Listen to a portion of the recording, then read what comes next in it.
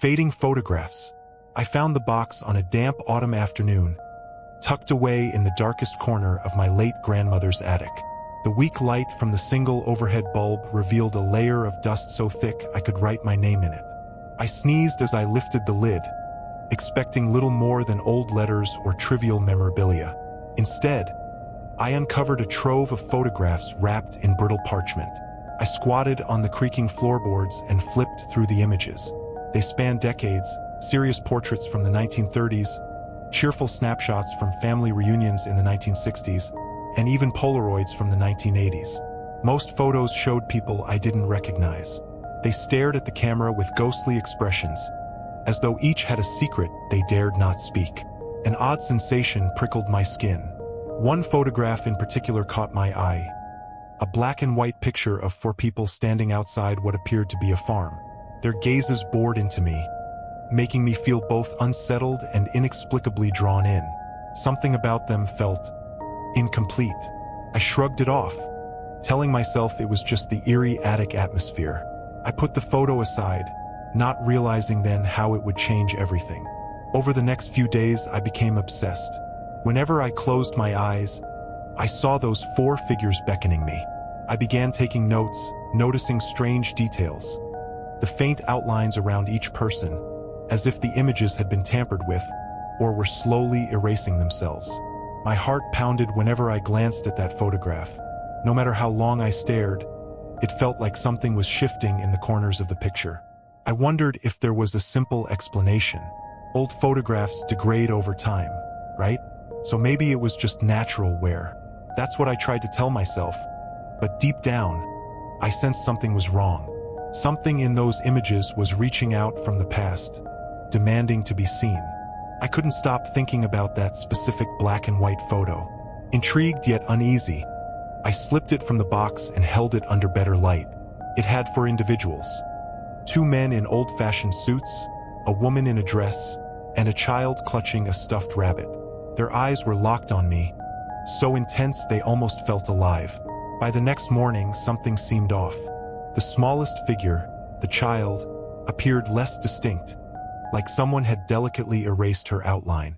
I blinked several times, convinced my mind was playing tricks. But no, compared to a mental snapshot I'd taken the night before, it was clear. The child's shape was softer, her stuffed rabbit only half visible. I rummaged through the other photos, scanning each one for similar anomalies. In a group shot from the 1950s, one gentleman's arm was blurred at the edges. In a family portrait from the 1970s, the woman in the center had a hazy look around her torso. A chill climbed my spine. Either I'd fallen victim to a bizarre optical illusion, or something very wrong was happening. Desperate for answers, I texted a few friends who knew about photography. They shrugged it off as overexposure, poor preservation, or photographic decay. Still, my gut twisted with doubt. One friend joked that it sounded like the plot of an old horror film. She laughed. I didn't. That night, I sat in my room with the curtains drawn, carefully documenting every flaw, blur, or abnormal fade. Sleep was impossible. The images felt alive on my desk, draining the warmth from the room. Somewhere in the depths of those fading faces, I imagined a silent plea for help, or was it a threat? A few days later, I visited the local library, dragging the photos along in a beat-up messenger bag. I'd hoped to find anything, about a legend or phenomenon that matched what I was experiencing. The musty smell of ancient books greeted me like a heavy cloak, comforting and ominous all at once. I spread the photographs across a reading table in the far corner. The librarian, Mrs. Edwards, ambled by and peered at them curiously. She recognized one of the farm pictures. "That looks like the old Stillwell property," she said. "Family tragedy. Place was abandoned decades ago." My heart lurched. How had these photos ended up in my grandmother's attic? I scanned local history records, flipping pages with an increasing sense of dread. I found mention of the Stillwell family. A mother, father, and two children. One of the kids died in an accident, though the details were murky. Over the years, each surviving member vanished under unusual circumstances.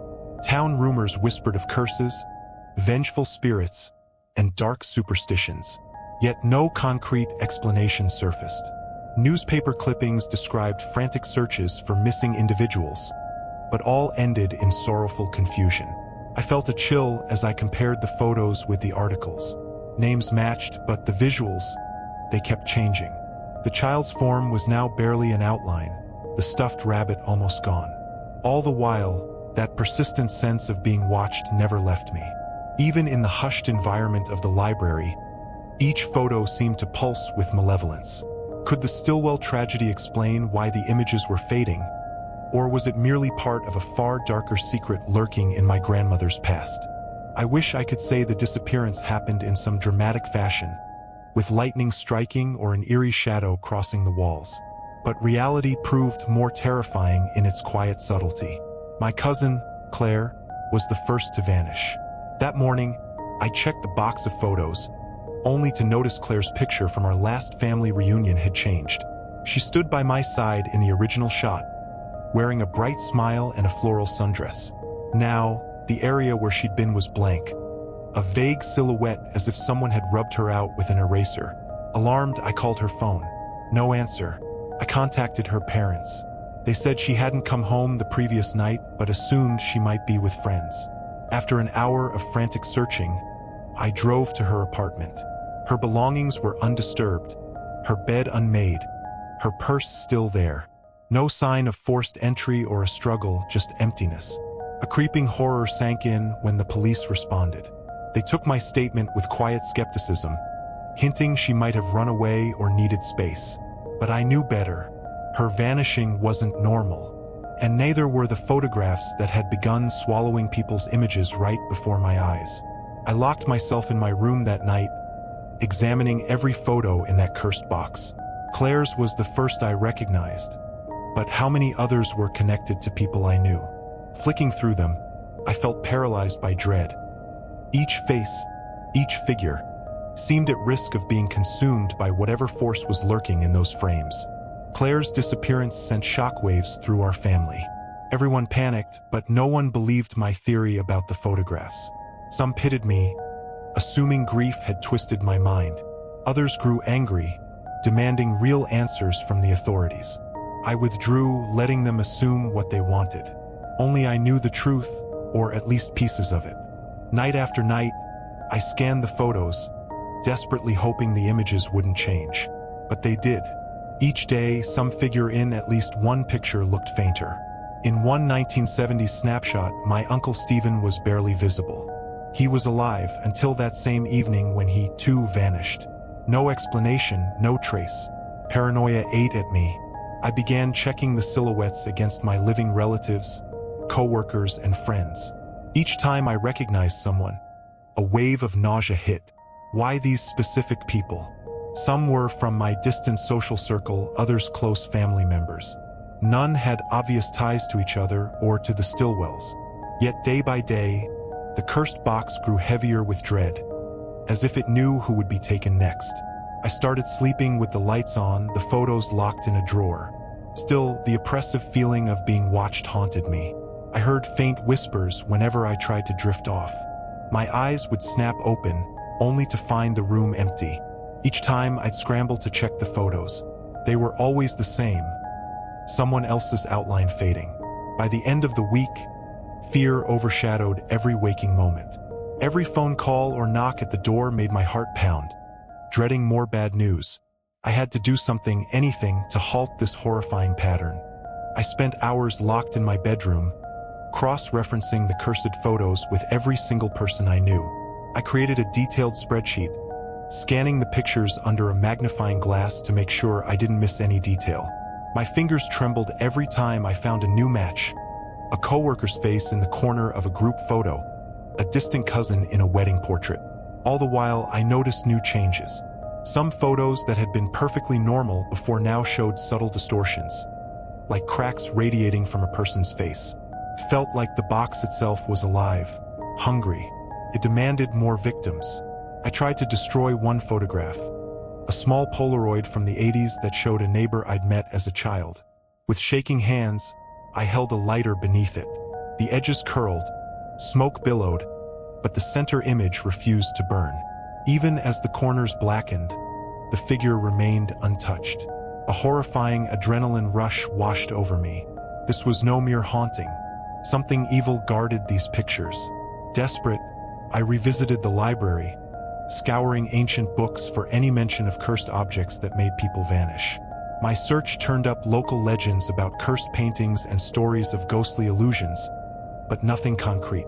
Returning home empty-handed, I felt defeated. The disappearance tally was growing, and I was no closer to unraveling the truth. Yet one vague lead tugged at me: old diaries from the Stillwell farm. If they existed somewhere, perhaps they held the key to breaking this horrifying cycle before it consumed everyone I cared about. Sleep deprivation made my days blur. I stumbled through daily tasks, checking my phone obsessively, terrified of learning another friend had vanished. By now, the story of Claire and Uncle Stephen's disappearances dominated local gossip. My phone buzzed nonstop with concerned or curious calls. And then a terrifying discovery. The number of photos increased. One night, I lifted the box's lid to find more pictures than ever. Many were new to me, capturing events I'd never attended. Some even depicted complete strangers. Yet, among the unfamiliar faces, I spotted a few people I recognized. A coworker I barely spoke to, a barista from a nearby cafe, all of them ripe for the taking if this curse followed its existing pattern. How could more photos simply appear? I rummaged through them, heart thudding in my ears. One showed me, leaning against my car, the date printed along the bottom. That day's date. Cold sweat drenched my temples. Someone or something was documenting my life in real time. All sense of normalcy evaporated. I tried disposing of these new pictures, but just like before, they refused destruction. The next morning, they'd be back in the box, unmarred by the previous night's efforts. It was as though the images wanted to ensure I couldn't escape. That evening, I sat at my desk, photographs scattered before me, shivering under the harsh glow of a single lamp. Nothing felt safe anymore. Every fleeting moment, every encounter at the store, every wave to a neighbor, anything could show up in that box. It felt like a malignant intelligence toyed with my sanity, always one step ahead. I started making desperate phone calls and sending frantic messages. I urged friends and family to watch out, telling them not to trust any old photographs that might suddenly appear. Most responded with confusion or doubt. A few became angry, insisting I needed psychological help. Torn between wanting to protect people and fearing I would be dismissed as insane, I considered more extreme measures. I tried to track down the barista whose picture had popped up. When I arrived at her workplace, she was on shift, looking safe for the moment. I stammered out a clumsy warning about old photos. She gave me a puzzled smile, likely pegging me as a weirdo. That night, as I anxiously combed through the box, her snapshot had changed. Her once cheerful expression seemed overshadowed by a faint blur around her features. Panic flooded me. I rushed back to the cafe, only to find out she'd clocked out early and hadn't returned. No one could reach her.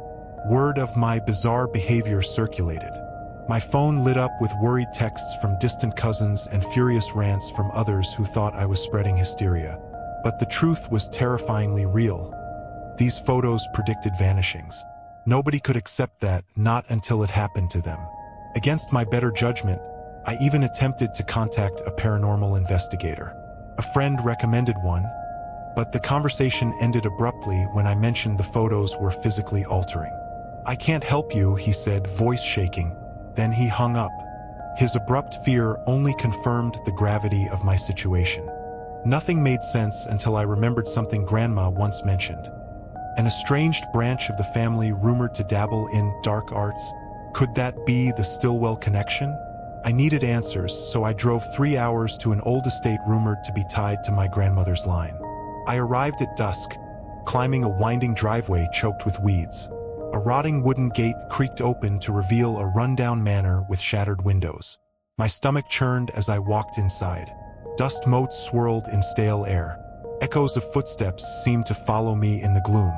By flashlight, I explored the musty rooms, each a tableau of past lives left behind.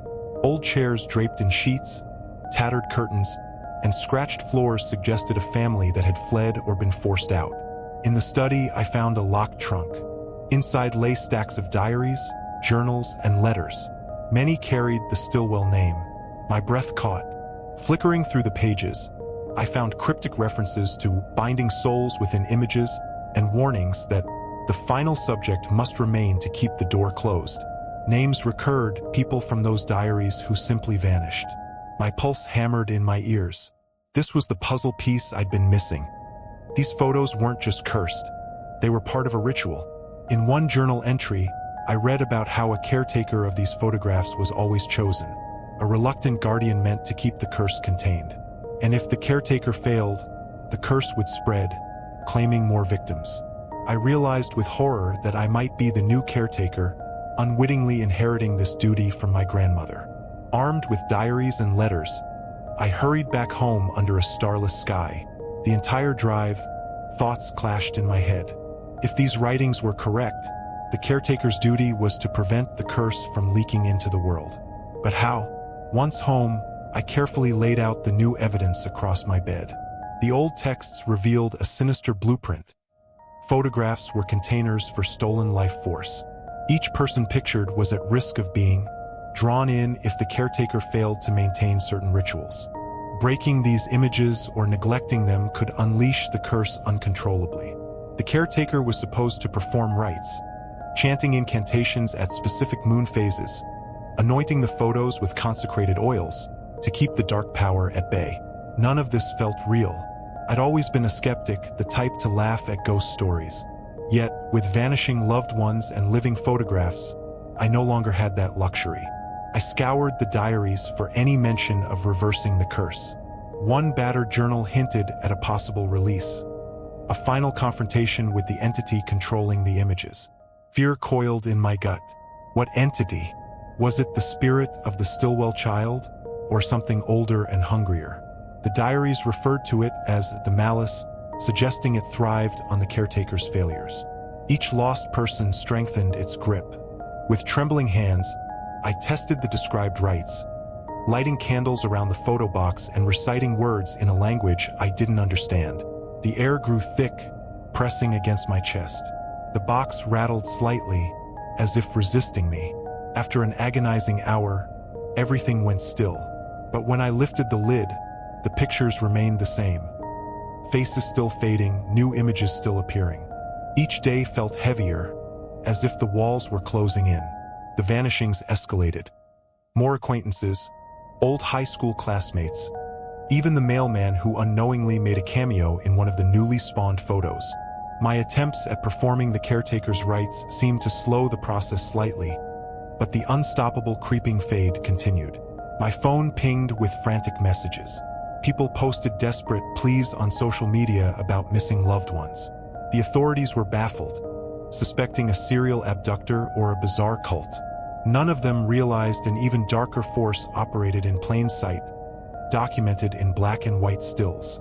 Time was running out, and the caretaker role weighed on me like a yoke. Each time I performed a half-understood ritual, I felt the presence of that malice. It lingered behind every shadow, waiting for me to fail so it could claim another victim. My nightmares grew worse, filled with the tortured silhouettes from the photos, whispering accusations that I was failing them. On a hunch, I returned to the diaries, searching for references to any living descendants of the Stillwells who might have knowledge of this curse. One cryptic entry suggested that a child from the farm survived, changing her name and fleeing the region. Could she be alive? If so, maybe she possessed the answers to banish this evil once and for all. Piling the diaries into a bag, I grabbed my car keys, fueled by desperation. If I could find this mysterious descendant, perhaps I could stop the vanishings before the malice claimed everyone I knew, and me along with them. Finding the rumored Stillwell descendant was harder than I expected. The diaries offered only cryptic hints, a half-legible name, references to a remote village. I spent hours poring over old census records, then drove through back roads that twisted into thick forests. My frustration ballooned with each dead end. Meanwhile, the vanishings persisted. A friend emailed me a digital flyer listing the latest missing persons. My breath caught in my throat when I recognized yet another coworker's face in the updated images. Panic gnawed at me. Everyone around me was at risk. One night, I returned home to find new photos piled in front of my door, as if delivered by an unseen messenger. They showcased random moments from my day. Stopping for gas, picking up groceries, crossing a street. I stared at them in horror. Were they mocking me?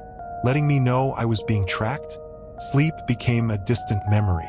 Exhaustion and paranoia battered my psyche. I started seeing shapes at the edge of my vision, blurred figures that vanished when I turned.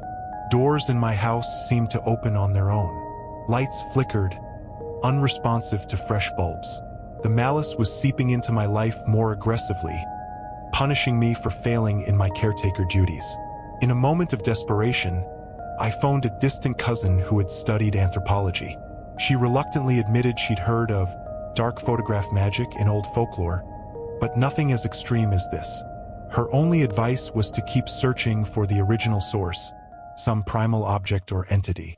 If that was the old Stillwell farm, then returning there might be my final hope. Determined to find any living Stillwell descendant, or at least some clue, I returned to the crumbling farmstead under a moonless sky. My flashlight cut through the darkness as I trudged toward the main house.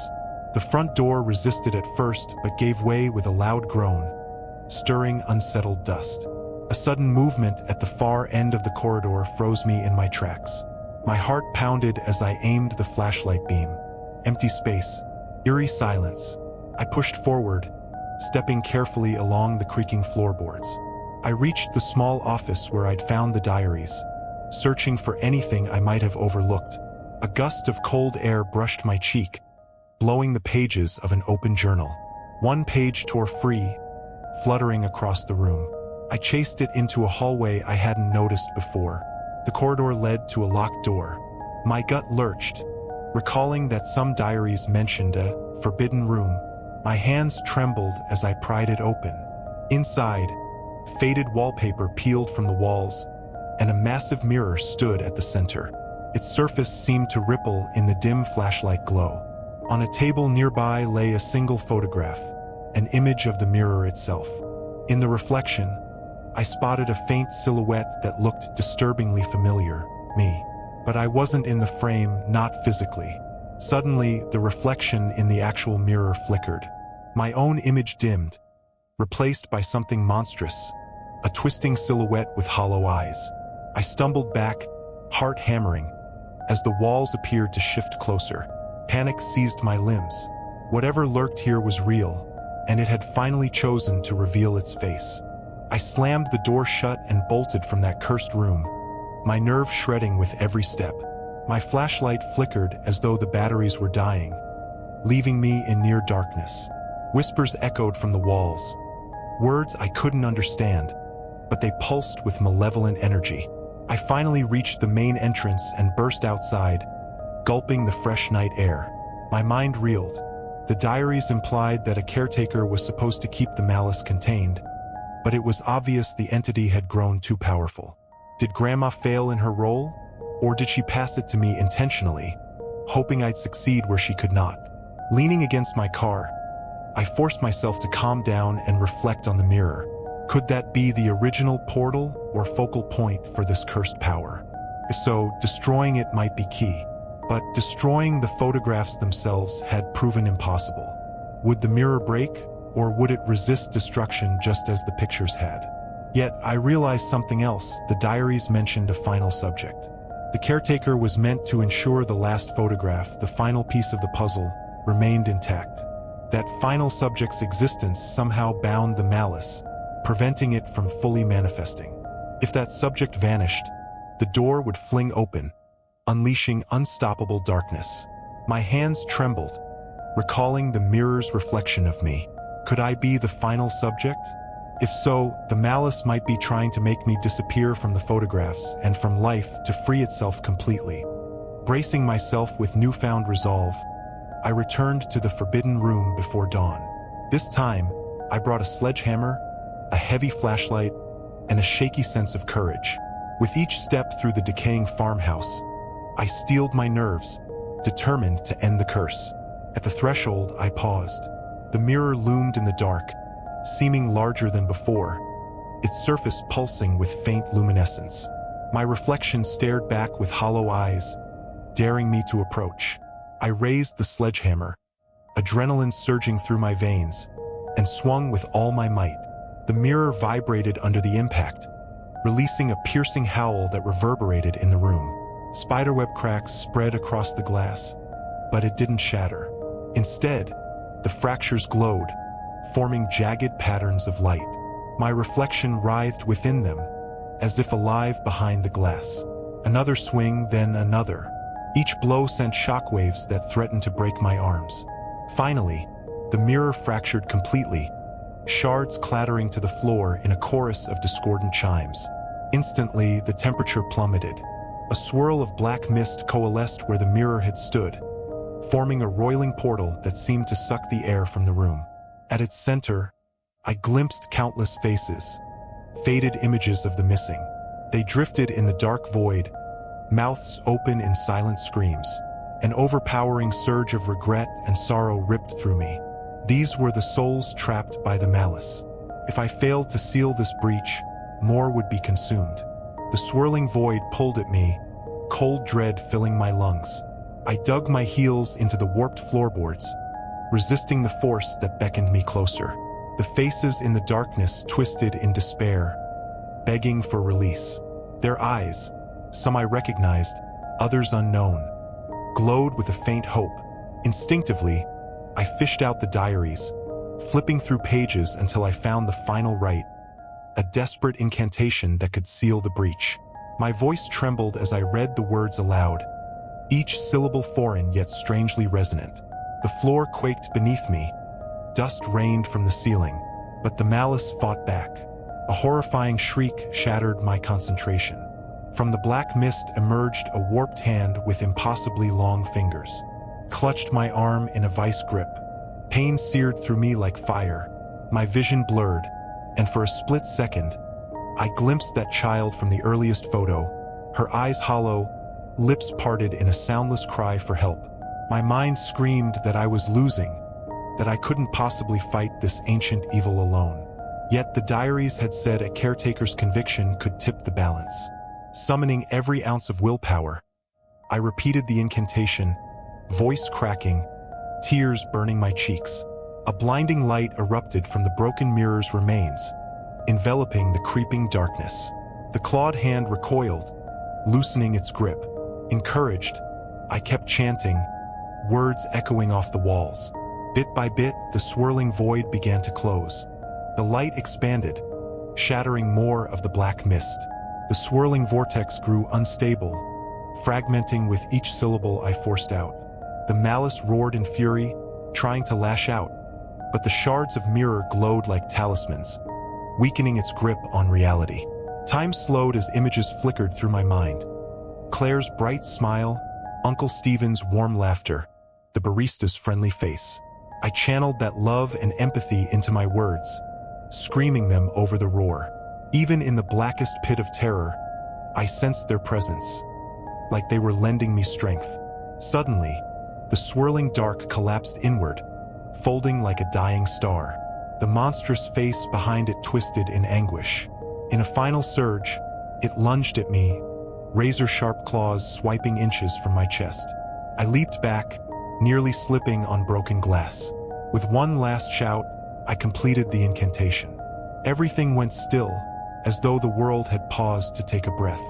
Then, slowly, the darkness evaporated, leaving only a faint residue in the air. The house was silent except for my ragged breathing.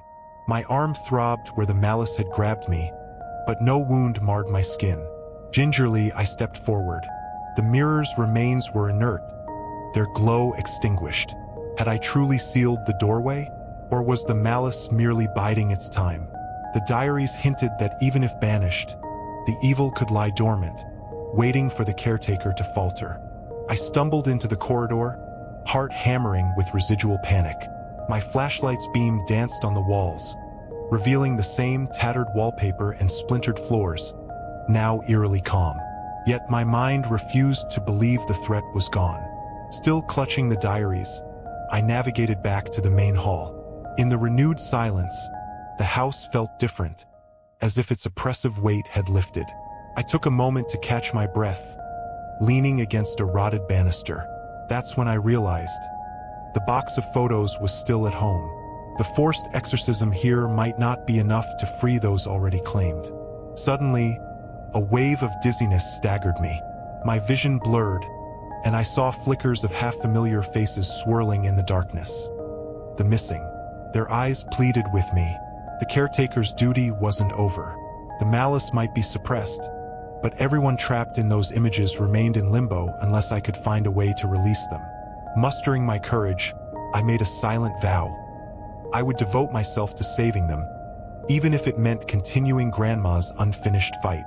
With the diaries and their cryptic instructions, perhaps there was a method to restore the lost. But would the malice reawaken the moment I tried?